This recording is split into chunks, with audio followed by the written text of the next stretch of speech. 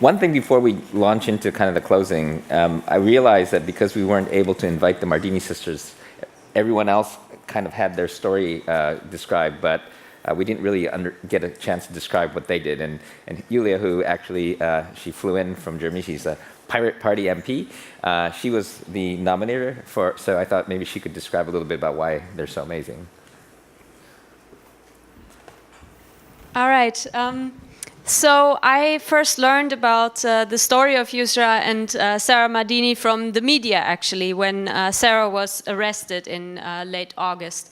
And I read their story, and we've heard a lot about privilege today, and I think refugees are a group of people that are kind of labeled and marginalized in our community. And what has inspired me about the story of Sarah and Yusra is that they have really made the most out of their situation to not just help themselves, but to help people in their community.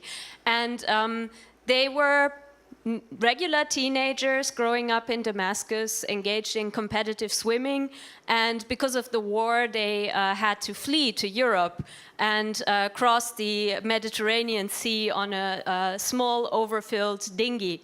And during this travel there was a rough sea, the engine of the boat failed, and Yusra and Sarah, recognizing that they can swim, that they have a power in this situation that other people may not have, actually got off the boat and swam along it for several hours, trying to keep it from capsizing and trying to keep it afloat, until eventually they were able to restart the engine.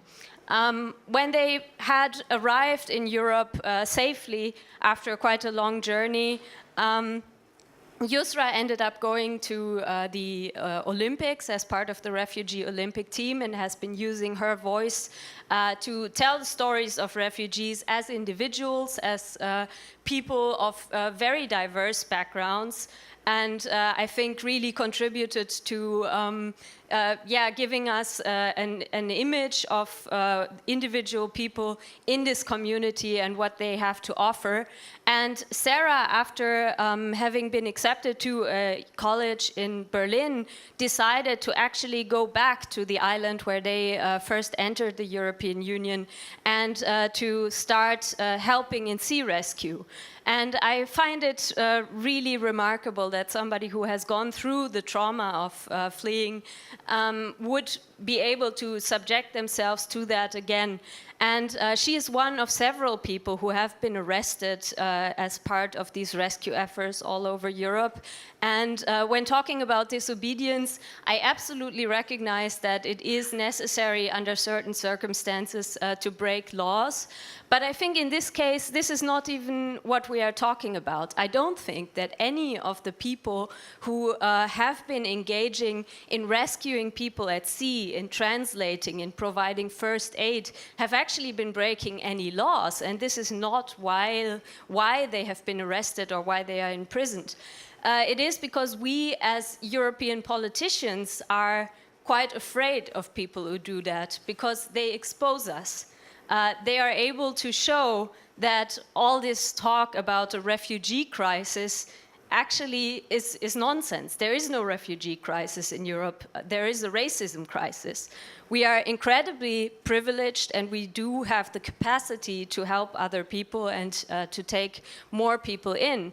And it is quite often people who don't have an awful lot who are willing to sacrifice the little security that they have achieved in order to help other people. And I think by doing that, they shame us as European politicians for being unable to do the same or being too afraid to do the same. So that's why I'm very happy that they have been considered for this prize. And it is really a pity that Sarah, even after months that she has been held in custody, is not able to be with us today and is still awaiting justice.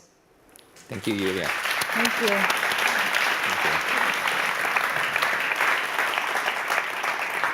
So there was a lot of conversation about organizing and training and learning how to be disobedient, and that it's not just a random act, that it requires organization discipline. And So first of all, Jamila and Jess are the engine behind this whole prize. So first I want to thank the two of you. They- they're the ones that went through all of the submissions, that wrangled all the data that then the selection committee could work with, and so thank you. But also the reason we asked Jamila to take this role, she's our resident expert in disobedience. So I want you to make some remarks, but I also want you to talk a little bit about what you do as well. And Thanks, Joey. First of all, a huge congratulations to the winners of this year's Disobedience Award, and a huge thanks also to all of our speakers for sharing their stories and their inspiration and, of course, all of their wisdom. It's been a huge honor to be part of this process. It's incredible to hear the story of the Mardini sisters because I myself came to this country as a refugee. I was one of 6 sisters, 6 daughters, born in Afghanistan, and that eventually came to this country, to Maine. Nothing against Maine, but you can imagine. I know disobedience well, and I think we're all beneficiaries of disobedient people and disobedient women. I survived and am able to stand on this stage today, not because people stayed in their lane or did as they were told, but people who really defied traditions that were harmful, people who really resisted and survived against great odds and who took great risks. So I've been thinking about disobedience for a while, since I was a child. But more recently, in the work I do at the Albert Einstein Institution, I work with a scholar named Gene Sharp, who recognized that throughout history there were these incredible acts of defiance and courage that is a basic human quality, this capacity to resist and to defy and to disobey when we think it's in our best interest for the health of our communities, but that people often didn't have the skills that were needed to do it effectively. So we work on developing those tools, and at the Media Lab, I'm given a lot of support to do that in this space. So that's part of why I'm here. but Yeah, thank you.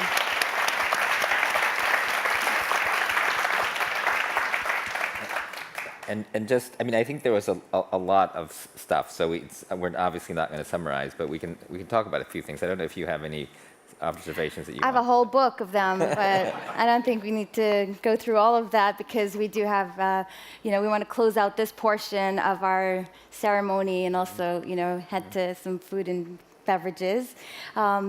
But in the meantime, I think we did, distill a whole number of kind of themes that we've looked at. I've been talking to a lot of the award winners and the speakers, and there's been some really, really powerful themes. One thing that struck me, and I'm sure it was noticed, I actually tweeted about this, and I got some response, was that, even as people were being awarded, they were recognizing others, right? They were taking the time they were given to really talk about what made it possible, the community that made it possible. So I think these are really, really special people, and I think that speaks a lot to the fact that individual acts of defiance are so inspiring, but it really requires a movement to be effective. And so, I think that really highlights the need for this to be a really collective effort. It's the reason why, this award is so important. And I think what we're doing with this award, or the way that I see it, is not just to highlight these incredible acts of defiance and disobedience taken at great risk for all of us, right? These are not people acting on behalf of themselves. They're acting on behalf of their communities and future generations. I mean, I'm looking at Ken Ward, I'm looking at all the people here in the front row and our awardees. And also, how do we change the conversation about disobedience, right? How are we changing this narrative? Because as we are all beneficiaries of disobedience, why is it that we fear it in our society? Why do we think that, in fact, it's something to be threatened by, when, in fact, it's something that really protects our institutions, especially in times of crisis? So that, I think, came out strongly. I mean, we've got just on and on, just a number of kind of really, really strong themes. But I was really, really struck by the way in which people gave credit to their communities when, in fact, you guys are heroes. So, I mean, I'm hugely inspired, hugely. So. And I think on the point of inspiration, I mean, I think the awards themselves and supporting the people in their work is extremely important. But I think that what we're trying to do is to scale this by inspiring people to act. And I think we got a lot of very specific things we can do, whether you are a student who is trying to organize, and I think Jamila was whispering that it was very bold of Ethan to call out for a student union. I think that he's more afraid of his students than he is of me, and so he's just sucking up to the students in the audience. But I do think that I think everybody should think about their particular position, whether you're a privileged administrator or you're a billionaire or you're disadvantaged person, and everybody has an opportunity to do something from what we heard today. I personally, so for us at MIT, Title IX is a big deal. I don't think I've ever said, I've got it, but I have said, hold on. And to me, this kind of process of, and I actually thought Title IX was kind of the one good thing that we had going, but then last night Beth Ann was just, no, it's totally not enough. It's way too administrative, it's slow, it's broken. And so one of the things that I realized, and I actually was talking to another administrator recently who had a very public problem with their treatment of Title IX, and he had gotten a very packaged, very legal, processed thing about what he was supposed to do from the lawyers and everybody, and he did it as fast as he could. But then he told me, I should have pushed harder, I should have gone faster. And so that is where I don't want to be in the future, is looking back and thinking, I should have pushed harder, I could have gone faster. And I think that that's, even for just somebody who feels like an administrator who's just sort of working on something, you can always do something. You can always push harder. And so I think that's, to me, a takeaway. And also, I do think that the other thing that is important, and I think I'm actually not joking about the students, and we just recently have been having culture issues at the Media Lab, I think, and we've been having students who are unhappy, and the students have started to organize, and it's pretty incredible because the students now, actually just last weekend, one of the students who is now one of the ringleaders came and had a list of demands, and I was like, well, no, this is great because these demands are actually actionable. It's like having a whole bunch of people who are unhappy is actually kind of hard to act on as an administrator. But if you march on my office with a list of demands, I can say, hey, okay, hold on, let me go take this up, and I can run it up the chain. And so it actually, and this, I think the term ecosystem or ecology of, I think that was maybe Martha mentioned it, but I do think that all of us are sort of embedded activists within different parts of the system. And you have, even with bros, you've got that one guy, this is I think, Michelle Kidley told me this, but there's like that one guy that everybody knows who's a little bit too excited about girls, and everybody knows that guy. And then there's a bunch of, Don't say girls, say women. Women. And then there are the other people who are the sort of the bystanders and stuff. And then there's the people who do something. I mean, I think there are always good people in every part of the system. And so I think you kind of have to create an open conspiracy of all of the people in the system in different positions that are pushing, right? And I think that ecosystem is kind of the really interesting thing that I also took away, because we had the dean of the Harvard Law School being told democracy doesn't work, and I felt a little flinch. But I think that's kind of part of this conversation, is how do we organize? Because if it's organized, it's a lot easier to do something about it. That would be my administrator's thing. I think it's actually a great way to close this.